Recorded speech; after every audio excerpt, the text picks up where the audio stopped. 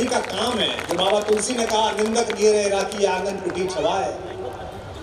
और सांसद जी, हमारा तो बोलने का शऊर ही कवि कुल शिरोमणि और आपकी पार्टी के शीर्ष नेता अटल जी के सामने शुरू हुआ। जैसी जैसी बातें हमने उनके सामने बोल ली, कह ली, अब तो मुझे दुष्कर लगता है, चाहे राजनीति में राज्य में लोग हों, चाहे देश में लोग हों, कि सुनी जाएगी कि नहीं सुनी जाएगी। ऐसे में हमारे सामाजिक जीवन के अंदर, दैनिक जीवन के अंदर और राजनीतिक सोच के अंदर कहाँ विसंगतियां हैं, इसको व्यंग बनाकर प्रस्तुत करने वाले इस समय के सबसे बड़े कवि को बुला रहा हूं। वो व्यंग पढ़ते हैं शरद जोशी की तरह, केपी सक्सेना की तरह, और संसद से लेकर सड़क तक उनके व्यंग के मुहावरे बहुत मशहूर हैं।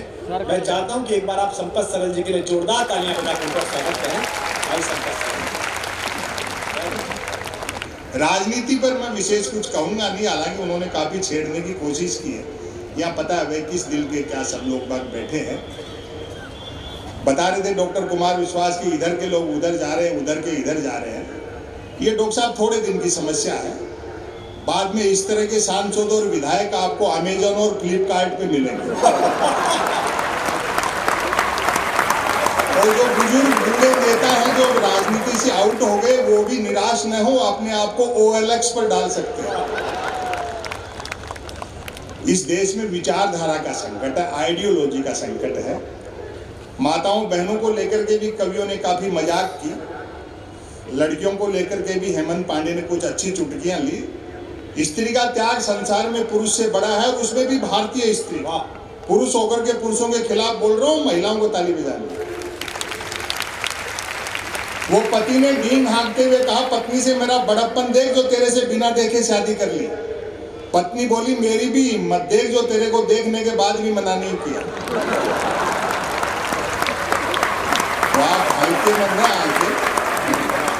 एक जमाना ऐसा था जब मैं भी प्यार प्रेम की कविताएं लिखता था। अच्छा। जब तक अक्कलदार नहीं निकली थी।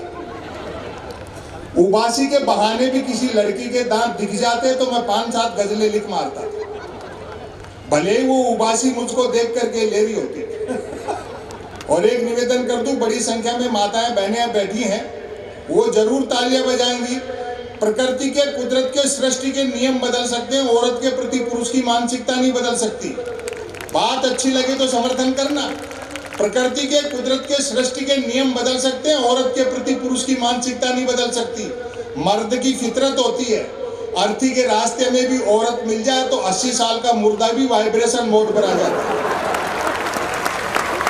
लेकिन इतना भी तय है कि शादी होते प्यार का बुखार उतर जाता है। लड़कियों ध्यान से सुनना, कुमार विश्वास के भी 2 बेटियां हैं, हमारे भी 3 बेटियां हैं, इसलिए आप लोगों की करुणा और दर्द को मैं यथार्थ रूप में प्रकट करता हूँ। शादी होते प्यार का बुखार उतर जाता है।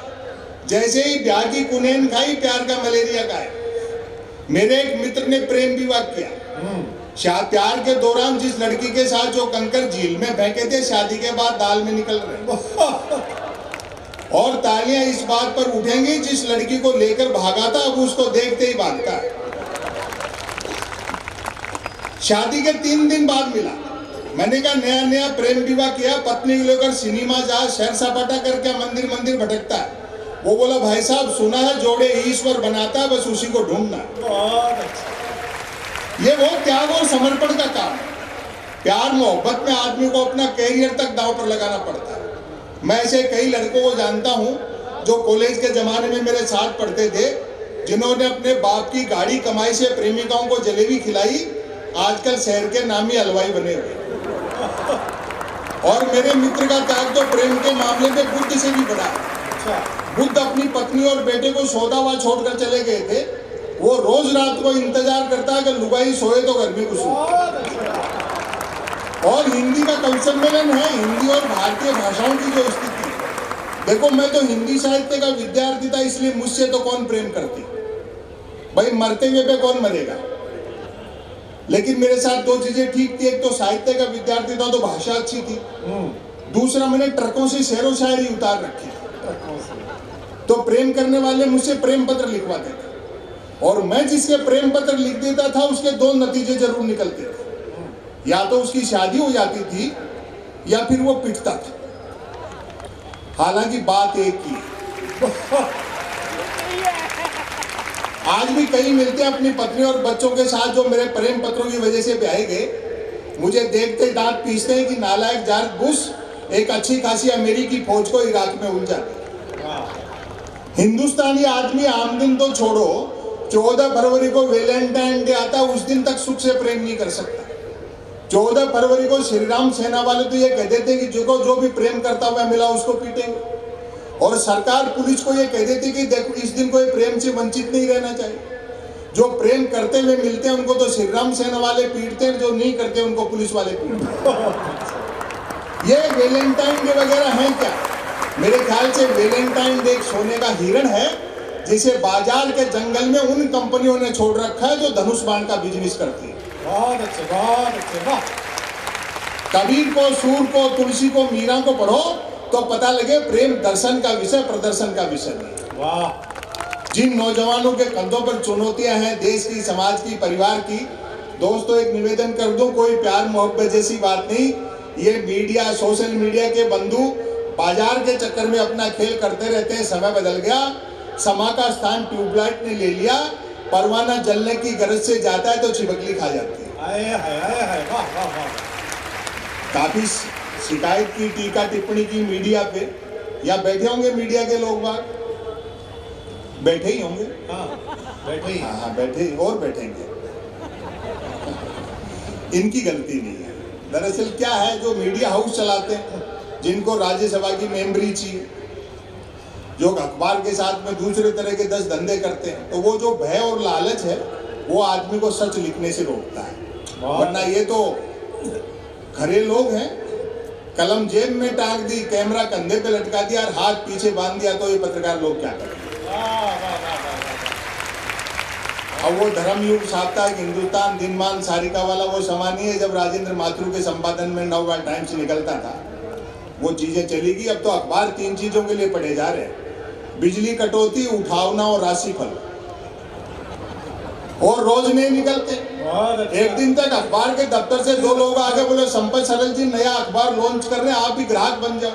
क्योंकि अखबारों का कोई पाठक तो बनता नहीं, ग्राहक ही बनते। 1 रुपए में 16 पेज। और जो मैंने जवाब दिया, 1 रुपए में 16 पेज। मैंने कहा भैया रुपए चाहे 1 की जगह 2 ले जाए, लेकिन 16 पेज खाली दे जाएगा। फिर मैंने रिसर्च की कि इतने अखबार बिकते कैसे। तो अचानक एक दिन एक अखबार के दफ्तर से फोन आया, बोले संपत सरल जी आज आपका नाम हमारे अखबार में छपा। मैं बड़ा खुश हुआ जी, आपका अखबार कहाँ मिलता है? बोले हमारा अखबार कोई होकर नहीं बांटता है, जिस किसी का नाम छप जाता है दिन भर वही खरीद कर बांटता है। बहुत अच्छे, वाह। और टेलीविजन, वो प्राइम टाइम पे बहस देखते हो? जैसे किसी जमाने में अवध के नवाब मुर्गे लड़ाते थे। 4 जन बहस लाते हैं, एक मुद्दे का समर्थक, दूसरा मुद्दे का विरोधी, तीसरा बुद्धिजीवी दोनों को हड़काने वाला, और चौथा एंकर तीनों को भड़काने वाला। अब आपकी तालियां उठेंगी, चौथा एंकर तीनों को भड़काने वाला। बहस होनी होती है गरीबी की रेखा पर, और करते रहते रेखा की गरीबी पर। हाय हाय, वाह। वहीं से मैं एक लघु कथा आपको सुनाता हूं। Breaking news. हाँ, टेलीविजन वाले एक छोटी सी खबर को कैसे रबर की तरह तानते हैं, इसको किसी पार्टी के और राजनीतिक दल के नजरिए से न देखें, किस तरह से खबरें तानी जाती हैं। ये चिंतन की लघु कथा है, 4-5 पंक्तियों की। सुनिए। Breaking news. आत्मनिर्भर नामक राज्य में डिजिटल क्रांति भले ही होने को थी, पर न्यूज क्रांति हो चुकी थी। न्यूज चैनल खबरें तलाशते नहीं, गढ़ते थे, और देते नहीं, फैलाते थे। ब्रेकिंग न्यूज की तो मारामारी रहती थी। एक दिन जो ही राजा नहाकर स्नान घर से निकला, कथा यहां से शुरू होती है। एक दिन जो ही राजा नहाकर स्नान घर से निकला, यूं ही एक न्यूज चैनल ने ब्रेकिंग न्यूज दागी, राजा नहाया। तालियां बढ़ती जाएं आपकी। राजा नहाया। दूसरे न्यूज चैनल ने खुशी जाहिर की, राजा आज भी नहाया। तीसरे न्यूज चैनल ने अटकलें लगाई, राजा क्यों नहाया। चौथे न्यूज चैनल ने नई जानकारी दी, राजा पहली बार नहाया। पांचवें न्यूज चैनल ने आत्मनिर्भरता की पुष्टि की, राजा खुद नहाया। छठे न्यूज चैनल ने रहस्योद्घाटन किया, इस पर भरपूर तालियां बजनी चाहिए। छठे चैनल ने रहस्योद्घाटन किया, राजा पानी से नहाया। सातवें न्यूज चैनल ने ब्रेकिंग न्यूज में गर्मी भरी, राजा गर्म पानी से नहाया। आठवें न्यूज चैनल ने स्थिति और साफ की, राजा साफ पानी से नहाया। नौवें न्यूज चैनल ने गुप्त जानकारी दी, राजा स्नान घर में नहाया। और अंतिम है 10वें न्यूज चैनल ने राहत भरी ब्रेकिंग न्यूज चलाई, राजा आज तो नहाया। तो ऐसे दौर में जब खबरें तानी जा रही हैं, घर में घुस गए मल्टीनेशनल और सवाल उठाओ तो एंटी नेशनल। आप क्या पढ़ेंगे, क्या सोचेंगे, ये तक भी कोई 7 समंदर पार से दूसरा तय कर रहा है। आप किसी भी राजनीतिक दल के हो, थोड़ा गहराई में उतरो। मुंशी प्रेमचंद की कहानी ईदगाह इसलिए पाठ्यक्रम से हटा दी गई कि गांव में मेले लगेंगे और हामिद अगर दादी के लिए चिमटा मेले से खरीदेगा तो मल्टीनेशनल कंपनियों के ब्रांडेड चिमटे ऑनलाइन कैसे बिकेंगे।